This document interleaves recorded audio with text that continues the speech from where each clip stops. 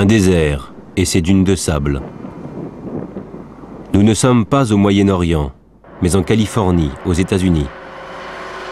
Cette route relie San Diego à l'Arizona.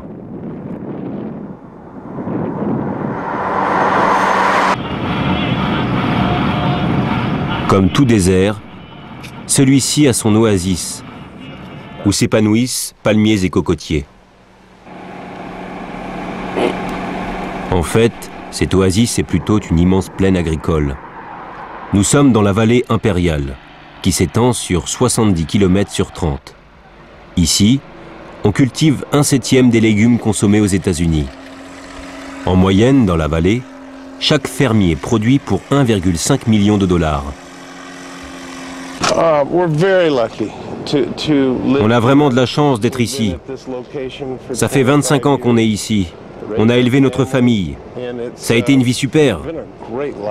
On n'a pas manqué grand-chose du rêve américain. Quel est le secret de cette vallée? D'où vient l'eau qui a transformé le désert en jardin? Dans cette vallée, on n'a que 6 cm d'eau par an. Et encore les bonnes années. Notre eau ne vient pas du tout de la pluie. Toute l'eau vient du Colorado. Le Colorado, c'est cet immense fleuve qui descend les montagnes rocheuses. Après un parcours de 2000 km, il arrive à proximité de la vallée impériale. Il y a un siècle, les pionniers de la conquête de l'Ouest ont vu comment ce monstre d'eau pouvait transformer la vallée désertique. Ils se sont dit, mais le sol est plat, et tout ce qu'il faut, c'est de l'eau. Et il y a juste à côté cette eau du Colorado qui part vers le Mexique. Ce qu'il faut, c'est rediriger cette eau et la mener dans notre vallée. Ils ont formé une agence de l'eau et ils ont creusé un canal. Mon grand-père a aidé à le construire. En 1901, après des années de travail, le canal de dérivation est achevé. La vallée impériale étant située en dessous du niveau du Colorado, l'eau s'écoule toute seule à travers le désert. Ensuite, dans la vallée impériale, ce sont près de 20 000 km de canaux qui amènent l'eau jusqu'à chaque champ. L'irrigation se fait tout simplement par inondation. Chaque parcelle reçoit ainsi, chaque année, 1,50 m de hauteur d'eau.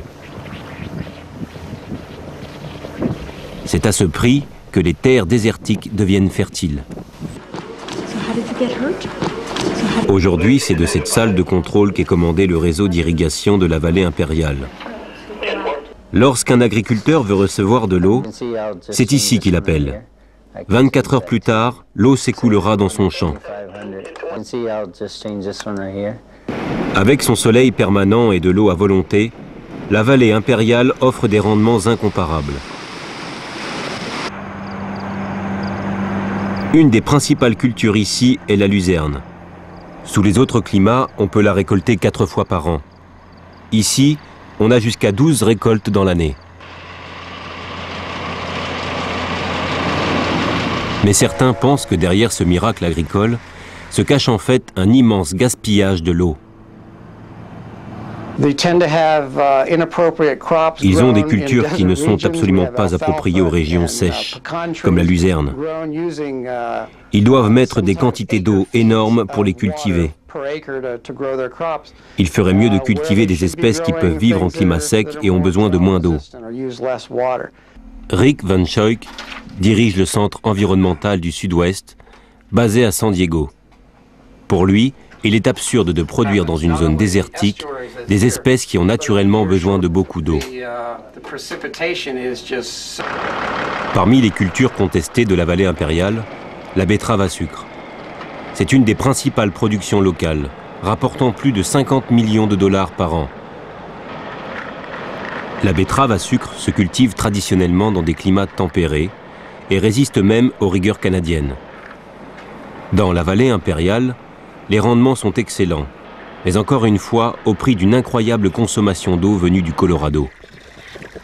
Or, cette eau du Colorado ne fournit pas que la vallée impériale. Elle approvisionne aussi les villes côtières de Californie. La région de San Diego dépend complètement du Colorado, la région de Los Angeles en partie. En tout, Plus de 6 millions de personnes vivent grâce à ce fleuve. Depuis des années, ces villes essayent d'obtenir une plus grande part des eaux du Colorado. San Diego fait des efforts extraordinaires pour acheter de l'eau aux agriculteurs et a même proposé de construire un aqueduc pour amener l'eau du Colorado jusqu'à la ville. Le syndicat des agriculteurs de la vallée impériale est représenté par Lauren Griesel. Pour elle, il est hors de question de laisser l'eau s'échapper vers la ville. Cette vallée a une incroyable histoire de courage et d'esprit pionnier. On ne va pas abandonner notre style de vie. Sans eau, cette vallée n'est plus rien. Les fermiers sont ici depuis 2 ou 3 générations et il est inconcevable que ça disparaisse du jour au lendemain.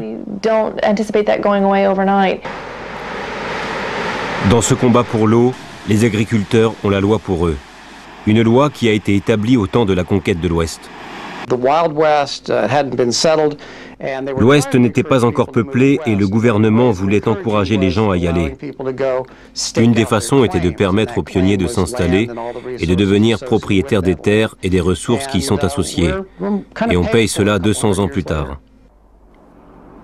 Selon les lois de l'Ouest, les ressources, y compris l'eau, appartiennent aux premiers à les avoir utilisées.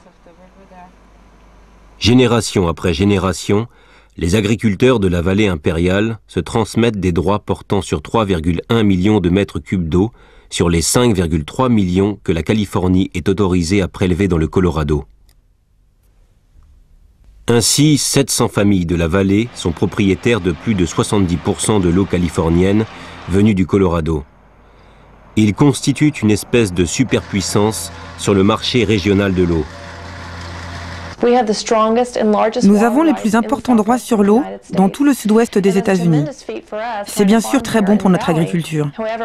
Mais la population californienne grossit tellement vite qu'il y a une formidable pression pour avoir notre eau.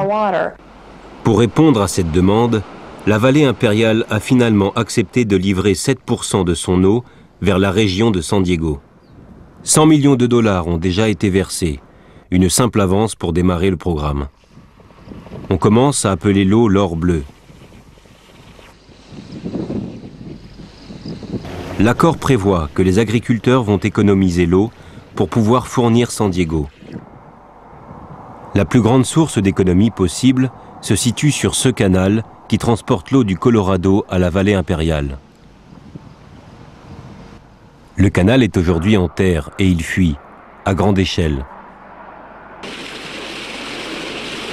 Cette eau pompée dans la nappe phréatique vient en grande partie de ces fuites. Petit problème, nous ne sommes plus aux États-Unis mais au Mexique.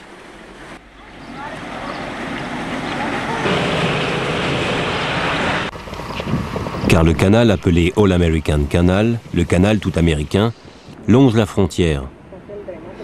Ici, le poste de douane américain est directement sur le cours d'eau. Les Américains envisagent de bétonner le canal pour éliminer cette gigantesque fuite et récupérer plus d'eau. Les Mexicains, eux, ne voient pas du tout ce projet d'un bon œil. On estime qu'une fois que le canal sera bétonné en 5 ans, la nappe phréatique va baisser de 12 à 14 mètres. Cela veut dire qu'il faut aller plus profond pour trouver l'eau. Ça coûtera plus cher. Et un beau jour, les fermiers arrêteront de pomper, parce que ce sera hors de prix.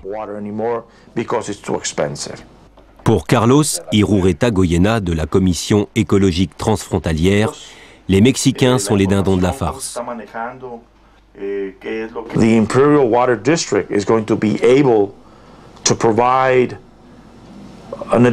La vallée impériale va pouvoir fournir plus d'eau pour San Diego, mais ce sera en sacrifiant la santé et le futur des Mexicains. Nous avons besoin de bétonner le canal. Si on a l'argent pour le faire, et l'État vient de débloquer ses fonds, eh bien il faut le faire. Si le Mexique veut cette eau, il n'a qu'à faire comme tout le monde, venir nous voir, négocier et acheter l'eau. La lutte pour l'eau du Colorado s'étend maintenant des deux côtés de la frontière. Car une ville est en train d'exploser du côté mexicain. C'est Mexicali. Ce n'était qu'une bourgade il y a 50 ans. Aujourd'hui, la ville est le centre d'une agglomération d'1,5 million de personnes qui s'agrandit à un rythme effréné. Ici, comme de l'autre côté de la frontière, on ne peut rien faire sans eau.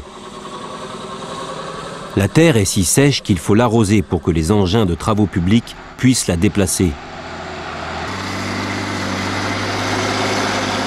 Ici, comme de l'autre côté de la frontière, toute l'eau vient du Colorado. Un traité avec les États-Unis prévoit que le Mexique reçoive chaque année 1,8 million de mètres cubes d'eau du fleuve transfrontalier. Ce traité date des années 40, quand le côté mexicain de la frontière était encore très peu peuplé et ses besoins en eau limités. Aujourd'hui, avec le développement, certains Mexicains remettent en question ce traité. Ma souveraineté et mes espoirs futurs sont limités par l'allocation d'eau prévue dans ce traité. Ce que je dirais au gouvernement américain, c'est de revoir ce traité et de trouver un moyen de le rendre plus amical, plus humain, plus accessible pour nous les Mexicains.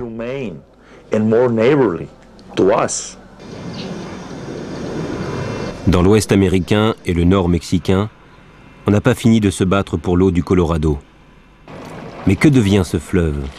Suivons-le. Aux États-Unis, 40 km avant la frontière mexicaine, c'est encore ce grand fleuve qui vient buter sur le barrage Laguna. C'est ici que commence la dérivation américaine qui amène la majorité de l'eau vers la vallée impériale.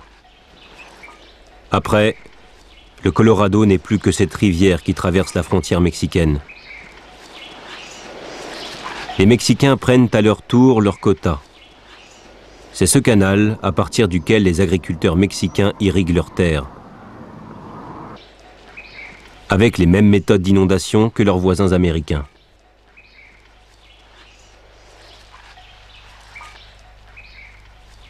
Après ces dérivations, le Colorado n'est plus que ce mince filet d'eau. Il finit par s'éteindre dans le sable de ce qui était son lit. Totalement asséché, il est devenu l'espace de jeu des tout-terrains. Le Colorado aurait encore eu 100 km à parcourir pour atteindre la mer et accomplir son destin de fleuve.